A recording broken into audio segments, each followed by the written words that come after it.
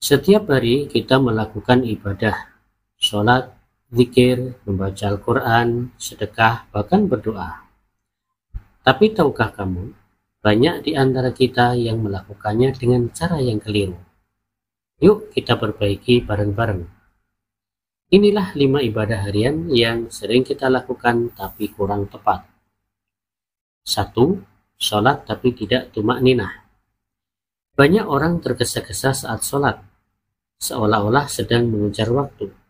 Padahal Nabi SAW bersabda, sejahat-jahat pencuri adalah yang mencuri dari sholatnya. Hadis riwayat Ahmad. Maksudnya, dia tidak menyempurnakan rukuk dan sujud. Yuk perbaiki. Tumak ninah adalah rukun. 2. Zikir hanya di lisan tapi tidak dari hati. Zikir itu bukan hanya sekedar gerakan mulut saja. Allah Subhanahu wa Ta'ala berfirman, dan sebutlah Tuhanmu dalam hatimu dengan rendah hati dan rasa takut. Quran Surat Al-A'raf ayat 205. Zikir yang benar bisa menyentuh hati, bukan hanya sekedar rutinitas tanpa makna. 3. Membaca Al-Quran tanpa tadabbur.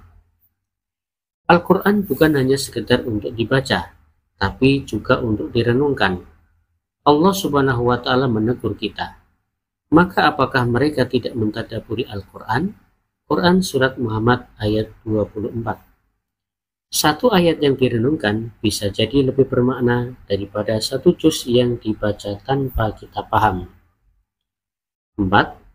Sedekah tapi ingin dipuji. Sedekah yang ikhlas itu tidak mengharapkan penilaian manusia. Nabi SAW bersabda, 7 golongan yang mendapat naungan Allah Subhanahu wa Ta'ala, salah satunya adalah orang yang bersedekah diam-diam. Hadis riwayat Bukhari dan Muslim. Kalau niatnya untuk pamer, bukan pahala yang didapat, tapi dosa riya. 5. Doa tapi tidak yakin dikabulkan.